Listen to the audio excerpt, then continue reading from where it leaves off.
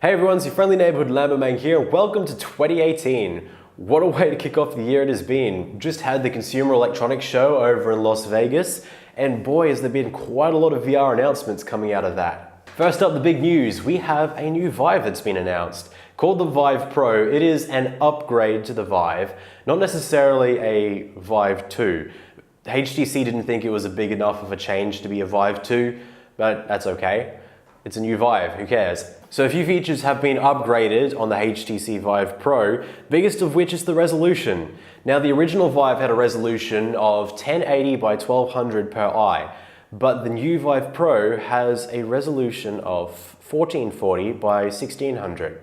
This brings it in line with Windows mixed reality headsets such as the Samsung Odyssey, and it's quite a nice upgrade. It doesn't seem that big, but as you can see up here, it's a decent upgrade. It's enough to get rid of a lot of the screen door effect. I've been using a Acer Windows mixed reality headset, which isn't as high resolution as the Samsung Odyssey, but switching between the Acer and the Vive, there is a very noticeable difference, and I'm quite happy to see the Vive get this upgrade. It's going to make things a whole lot better. Other new features include a new headband, a redesigned head strap, so it's more like the deluxe audio strap that released for the Vive last year. So it's more comfortable, it's got integrated headphones, and they're trying to make it more ergonomic. They're trying to change where the center of gravity on the headset is, so it's sort of more backwards toward your head, so you don't feel as though you've got as much weight dragging down the front of your face. Again, this will be a really nice upgrade to the Vive. May not be too different if you've already got a deluxe audio strap, but I don't, so it's a nice upgrade for me, I suppose. Another upgrade for the Vive Pro is that it now has two front-facing cameras. The original Vive had one front-facing camera. It wasn't really used for all that much. You could use it to see your real world when you got close to your chaperone, when you got close to your play space, the edge of your play space. There was an option in there to, when you got close, it would enable a camera so you could actually see what's around you. Maybe that's what this is being used for. Having the two means you actually get like a stereoscopic, you get some depth so you can more properly see the world around you. Some people are guessing that it might be used for some basic AR type functionality. Hasn't really been much said by HTC what that's all about, so it'll be cool to see what happens with all of that. The headset will be releasing in Q2 of 2018 as a standalone upgrade. What this means is that you'll be able to buy the headset purely by itself. So if you've currently got a Vive now, you'll buy the new headset and then you'll still use your old lighthouses and your old controllers, but you'll get the new resolution, the new headband, the two cameras and all of that. A bundle of the Vive Pro, new Valve lighthouses and upgraded controllers will be coming sometime later in the year. Now there was some speculation that the Vive Pro, that this bundle might include the new Knuckles controllers by Valve, but HTC have recently confirmed that that is not the case. When the bundle comes out, it will be releasing with just upgraded version of the Vive's ones. Announced alongside the Vive Pro was the Vive wireless adapter.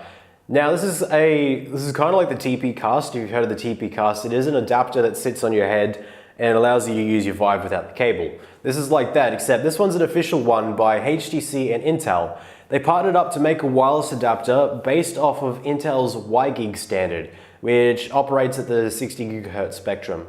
And they're promising about 7 milliseconds of latency, less than 7 milliseconds of latency. The adapter will be releasing sometime in the third quarter of this year. No price has been announced yet, but it will work with both the Vive Pro and the Vive. So it'll be cool to see how it goes. Hands-on impressions that I've been hearing about from CES is that there's a little bit of latency right now, but again, it is still a very early prototype. It's about 6 months away from release, so hopefully they can fix that up. And hopefully we'll start to see more official wireless VR products too. Not to be outdone though, TPCast has announced a new version of their wireless adapter. It's called the TPCast Plus.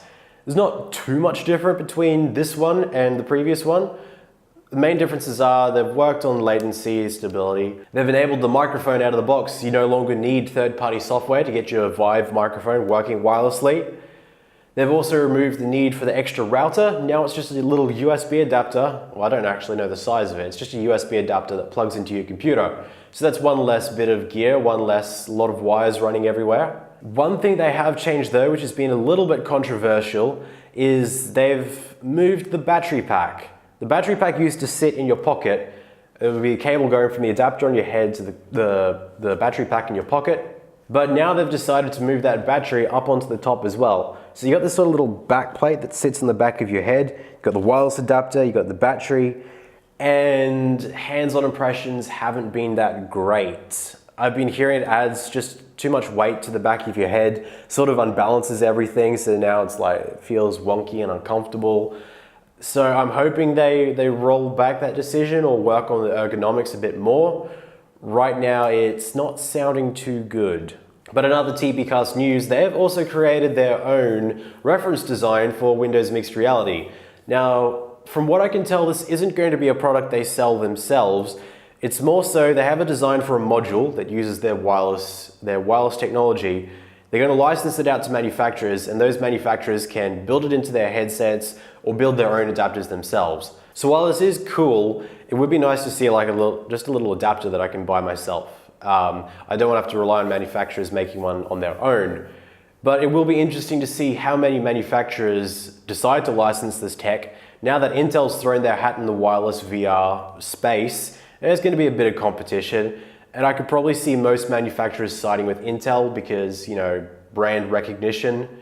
So it'll be interesting to see if manufacturers adopt the TPCast reference design or if they just go for Intel YGig. Now, remember Google Daydream? No, I don't really either.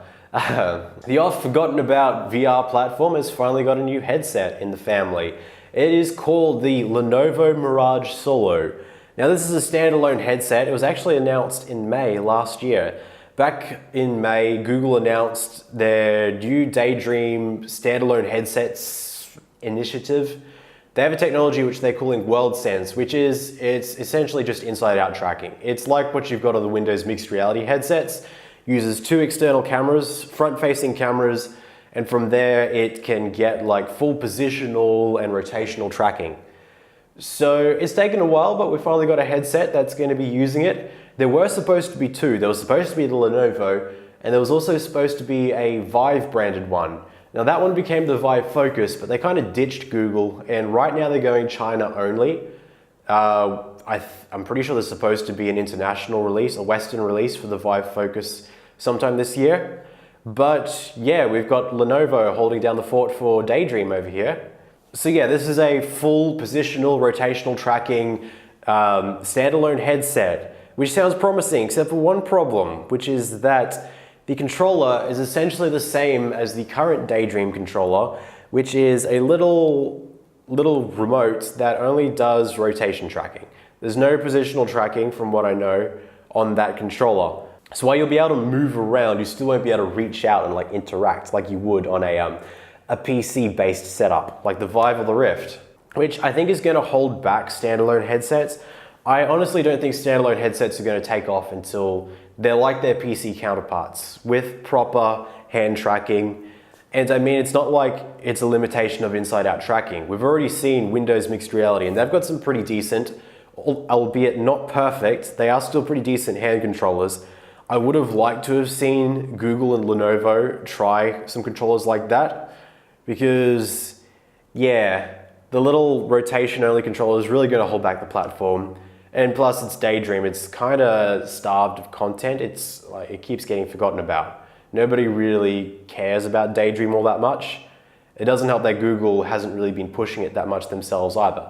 So we'll see how this one goes. They are set to be pricing it under $450 and releasing around mid-2018. Hopefully we'll get some confirmation on the release date and the price pretty soon, but that's their rough estimate for right now. Now remember Google's VR180 format. Now this was a new format for immersive video that Google and YouTube came up with. The idea is that instead of 360 videos that go all the way around you, they're going to focus on just the 180 degrees in front of you. Because, you know, a lot of people, they'll watch 360 content sitting down. It's not that great to always be looking over your shoulder at stuff. So their idea is, let's focus on what's in front of the person. We'll focus on putting more resolution into that space and also stereoscopic. Because what a lot of 360 content and a lot of 360 cameras have done is just the one camera on the front, one on the back. So you got this flat 360 image, and it looks like it's just something projected onto a giant dome around you. So they're focusing on actual stereoscopic, like a lens for each eye and proper 3D depth and everything. And doing it just in the 180 degree space means that they can do that without making the file sizes way too big. Another thing they want to do with VR 180 is make it so it's both VR and non-VR. So the idea is that it captures 180 degrees, but when you watch it on YouTube, you watch it without a VR headset, it sort of crops it to sort of like a rectangle in front of you. So you can still watch it on a flat screen, and then if you put on a headset, it then all of a sudden becomes immersive. So they want this to be a nice way of doing like more immersive vlogs or whatever content you'd put up on YouTube, you know, videos like this. But yeah, this was announced back in June last year, and they said that VR 180 compatible cameras would be coming soon. Well, they're finally coming. Again, thanks to Lenovo. Lenovo and Google are getting along really well right now, actually. So Lenovo is releasing a camera called the Lenovo Mirage VR 180 camera. So Mirage seems to be becoming Lenovo's brand for VR. So they got the Mirage Solo standalone headset, the Mirage VR 180 camera. But yeah, this is a little small device, 2 cameras on the front, 2 180 degree cameras on the front. It records up to 4K, 30 frames per second. It has 16 gigabytes of internal storage, and it's expandable by micro SD card. But you can also live stream with it. It supports Wi-Fi, so you can live stream straight to YouTube. I'm not sure if any other platforms support the VR 180 format yet. Maybe Facebook will adopt it later on, but yeah, you'll be able to live stream straight to YouTube your VR 180 content. The camera will have a companion app for your phone so you can see what it's actually recording. There is no screen on the back of the camera itself, so yeah, you have to use the companion app to actually see what you're looking at. Now, this camera should be releasing in mid-2018, most likely alongside the Mirage Solo VR headset, and it's going to be priced at about $300 US. Honestly, I'm pretty excited for this one. I do think that immersive video has been held back by 360 setups that don't have any stereoscopic depth. So having like a nice little VR stereoscopic 180 camera, it's easy to just plunk it down, point it at what you want to film, and away you go. And then also use it as non-VR as well. I think it will make it a lot more appealing and a lot easier to use for content creators. So hopefully we'll start to see some more decent immersive video coming out of this. On the topic of immersive video, NextVR has announced some serious upgrades for their recording capabilities. If you haven't heard of NextVR, they are a company that does VR broadcasts of sports such as NBA, NFL, and what they'll do is they'll have a bunch of like 360 stereoscopic cameras set up around a field, and then they'll broadcast a match like that. What they've announced at CES is that they're going to ramp that up massively. So now they're going to have cameras everywhere around the field. And so from all these cameras, what they're going to do is they're going to stitch it all together and create some volumetric video. Now, volumetric video is video you can actually move around in. It's not like you'll be able to actually get up and walk around the field. That would be cool. That's probably still another 5-10 years away. It's more so if you're trying to watch the action and say the stupid ref is in your way, you can sort of lean from side to side to actually see around them. So that's the goal they're going for. They're going to be rolling that out over the next year. We'll start to see that not in live broadcasts, we'll see that more so in highlights, because I don't think anybody actually has a way to stream volumetric video yet. Could you imagine the file sizes? It's not just one video now it's video from a bunch of different perspectives. That's going to be crazy. Hopefully they'll figure that out sometime, but until then, it's just going to be highlights only. In other NextVR news, they have recently partnered with WWE to provide a bunch of VR wrestling content over the next year. They're going to be doing 6 episodes of highlights, each about 10 minutes long, probably for some of their bigger WWE events, also known as pay-per-views. And so they'll have a similar setup to their NBA or NFL. So they'll have a bunch of cameras set up around the ring, up close, so you'll actually be able to see the matches probably closer than you would if you had front row seats.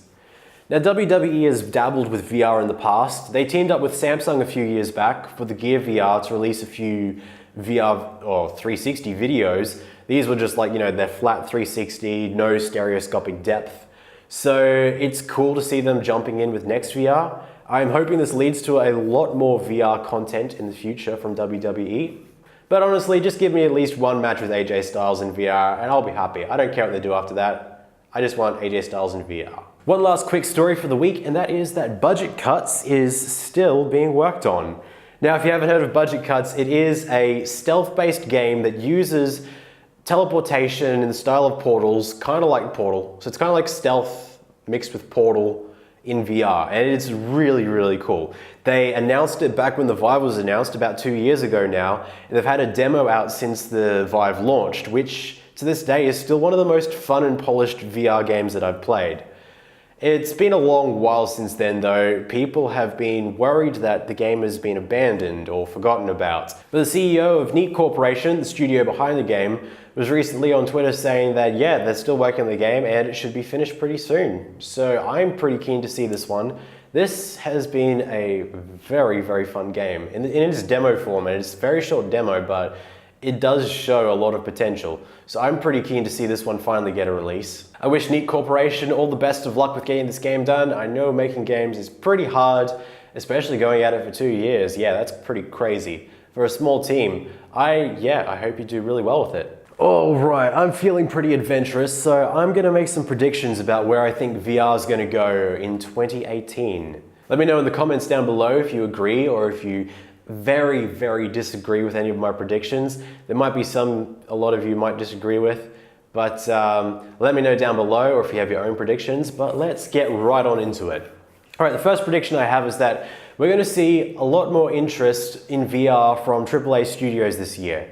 After the pretty successful launches of games such as Skyrim VR, Doom VFR, Fallout 4, LA Noire, hopefully we'll start to see more AAA interest in the VR space. When the Vive and the Rift launched about 2 years ago, there was a lot of hype about VR hardware, and there wasn't really the content to back it up. Over the last few months though, I've been seeing quite a lot of hype for actual VR content, be it Skyrim VR or just LA Noire silliness, or even that godforsaken Ugandan Knuckles meme in VR chat. It's so stupid. I love it so much. We've seen kind of a shift in like people are actually excited about the VR content that's starting to come out now. Hopefully we'll start to see some AAA studios start to capitalize on that. We have Respawn, which has got they're calling it a AAA VR game, which is supposed to be coming out next year. They've since been bought by EA. EA said, yeah, we're still gonna make this. So that's kind of EA throwing themselves into the VR space with a proper AAA game. Hopefully we'll see some of that from E3. Hopefully it doesn't get canceled. Hopefully it doesn't have loot boxes in it. Yeah, I hope it's good. I hope it's good. But yeah, Respawn's an amazing studio. Titanfall 2, best single player FPS I've ever played, I would have to say, or at least very close to the best. So I'm pretty keen to see what they can do with VR. And hopefully we'll see some more AAA studios throw their hat into the ring once again at E3. No more of these little 15-minute VR experiences. I would like to see some proper AAA games. Now, the other big prediction I have is that I'm gonna bet that we'll see VR support for the Xbox One X launch this year, if not only announced. E3 this year, mark it in your calendars, I'm calling it now, they're going to announce VR support for the Xbox One X. So far what Microsoft has had to say about it is that they're waiting for wireless to become a thing because they see the ideal console VR headset being wireless, because you know, who wants cables going all over your lounge room? And well, what do you know, it's the beginning of 2018 and wireless is pretty much here. Again, TPCast, Intel Y-Gig. I don't think it's too far-fetched that we'll see a Microsoft-made, Xbox-branded VR headset that's wireless, and it'll probably launch November-ish. That's usually when Microsoft does their hardware launches, and it'll be here in time for the Christmas, the holiday period. I mean, like, you look at the PlayStation VR and it's been going pretty successfully. They've sold a decent amount of units and they're getting a decent amount of buzz right now. So I don't think Microsoft will want to hold off on that for too much longer. So yeah, Xbox One X VR support, I'm gonna bet that that's gonna come this year. Hopefully some cool titles for that as well. Maybe some first party titles, but hopefully a lot better than Halo Recruit. That was like the worst VR tech demo I've ever played. Hopefully they can do better than that. Now this is a prediction I'm not too sure about, but we might see a generation 2 of Windows mixed reality headsets. I'm not sure what sort of time frame they're going to work on for those yet. Most of the VR manufacturers like Vive, well, the Vive's been on a 2-year cycle. The Rift is going to be on longer than a 2-year cycle because, well, I mean, it's almost been 2 years since the Rift came out now and there's been no announcements of a new one yet. So it will be cool to see what Microsoft does with Windows mixed reality. If they do a generation 2 this year, I'm not sure what they would upgrade. Like, wireless would be great. If they decide they want all the new Windows mixed reality headsets to be wireless, just like the Xbox One headset, that would be pretty cool. They might try it. Or maybe they'll just create their own official wireless adapters for the headsets. I don't know. Aside from that, the only thing I could think of is resolution. I'm not sure if they would bump the resolution up too high. They're trying to have it as a sort of a layman's VR headset. So they want VR on integrated GPUs is essentially what they're trying to do for productivity, not just games. So I'm not sure if they would bump the resolution up higher. As it is, the resolution is pretty nice. It's pretty decent for reading text, for doing all that kind of stuff. So I think it might be good enough. I'm not sure if they would push it up higher just yet. That would just push up, the kind of computer you need to run it. But I would like to see improved controllers. The controllers they have now, they are pretty solid, but they're definitely not perfect. They have a lot of room for improvement. I would like to see some improvements on the tracking. Maybe a lot of that's just software based. I would definitely like to see some improvements on the ergonomics because they are like holding a very tiny skinny brick. They're not the most ergonomic at all. Now Samsung, for the Odyssey, they created their own controllers. They had their own more ergonomic design, which I've heard is a lot better. But then I've also heard that the tracking on those is even worse. So yeah, I would like to see, if not a generation 2 of headsets, I would like to see an improved controller design because I believe you can just switch the controllers out between the different headsets. Right now, they're literally just all made by Microsoft with a different company's branding on the bottom of them. And not to be outdone by all these new headsets, I'm going to predict that we'll see an announcement of a Rift 2, or maybe not a Rift 2, but just an improved Rift, like, I don't know, maybe they'll call it the Rift Pro. Oculus's focus seems to mainly be on standalone mobile headsets. They see that as their way of growing the VR market, which is a cool way of approaching it. But I'm not sure what they're doing on the PC side. I would like to see, if not a generation 2 of the Rift, at least one with an upgraded resolution so that it matches the Vive Pro and the Samsung Odyssey. That would be pretty cool. I would also like to see them bundle a third sensor into it so that you can do room scale out of the box. I mean, front facing is cool, but it's just not the same as being able to do like proper room scale, turning around and doing all sorts of crazy stuff. I would like to see that. I would like to see them also create their own wireless adapter. They might try that as well. If Intel WiGig takes off, I could imagine them adopting that. So essentially, I'm guessing we might see an announcement of a new Rift, a Rift Pro. Again, like upgraded resolution, upgraded headband. I would like to see that become more ergonomic, and wireless adapter. We might get an announcement for those this year, but that might not be released until early next year. What we may see though is an announcement for the Santa Cruz prototype. Now, this is a prototype they've been showing off the last year at a bunch of different events.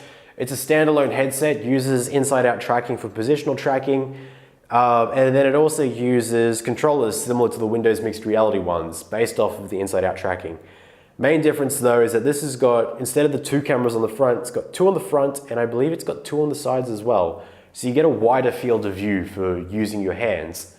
So yeah, this is going to be a standalone headset, mobile phone style hardware, so not sure what kind of content it'll actually be able to run, but it's probably a pretty safe bet that we'll get a proper product announcement of that prototype, potentially a release date around holiday season, and that would be pretty cool to see.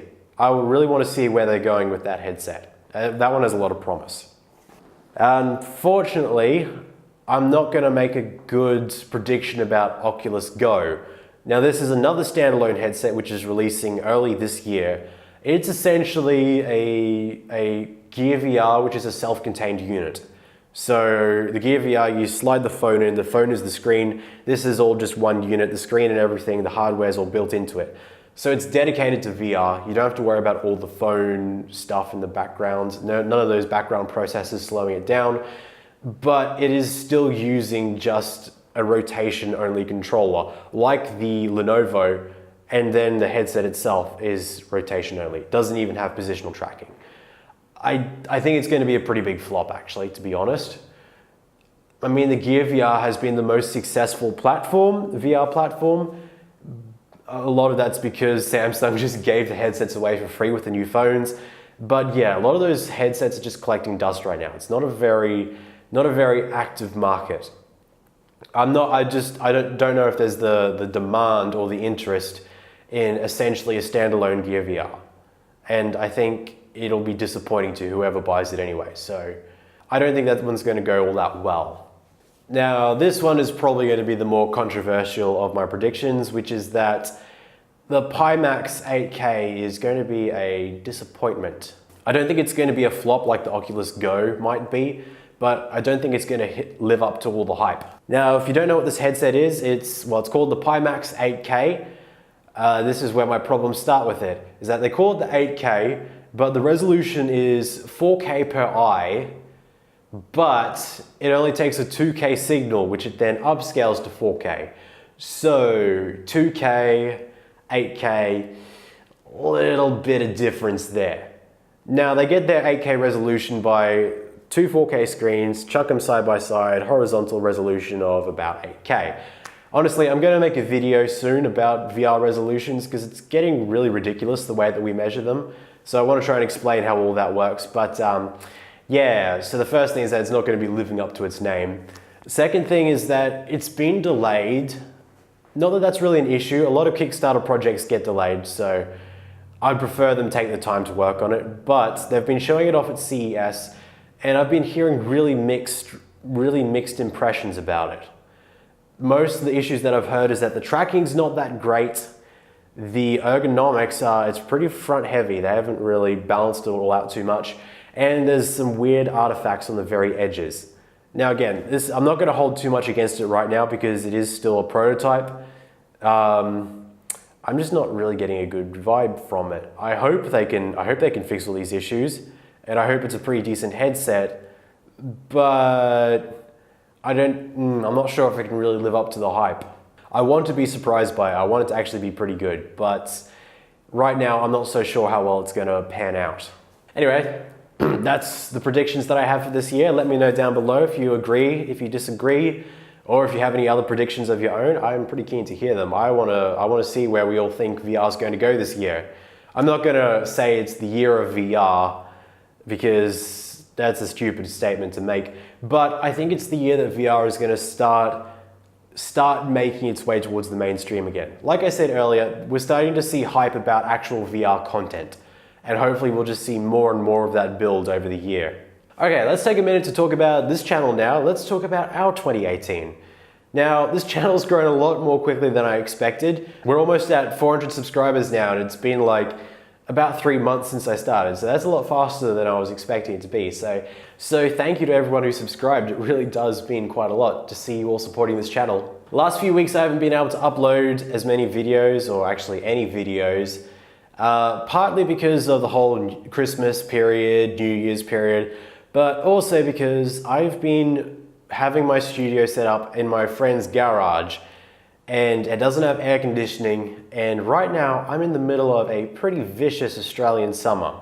Let me tell you, VR, summer, no air conditioning, not a good mix. I'm surprised I haven't actually damaged any of my headsets from sweat. Hasn't been that great. So I'm currently in the process of moving into a actual air conditioned place, which is kind of why it's all echoey here right now, which I apologize for. There's not much I can do about it right now. Going to get it kitted out with some acoustic paneling, soundproofing, etc. Might even get a green screen setup going. That would be pretty fun to do. But yeah, the videos might be a bit sparse over the next few weeks because I am trying to settle this up. But once that's all going, we're going to be going pretty full on into it. I do want to try doing a bunch of different kinds of videos though. So I'll be doing like VR tests, VR mega plays, VR gameplays. I want to start doing a weekly series of these kinds of videos where I just highlight all the news that's happened in VR and AR over the last week. So let me know if you want to see more of that. I think that would be a pretty cool series to do. I also want to branch out a little bit into non-VR because while this channel is predominantly going to be about VR stuff, I still enjoy non-VR, and I would like to take the time occasionally to highlight some non-VR games that I quite enjoy. I might call this series like Flat Screen Fridays. Not that it's going to be on a Friday, or not that it's even going to be every Friday. I think that's a cool name, but I'll see what I do with it. But yeah, this channel is still going to be 90% about VR, it's just occasional non-VR videos.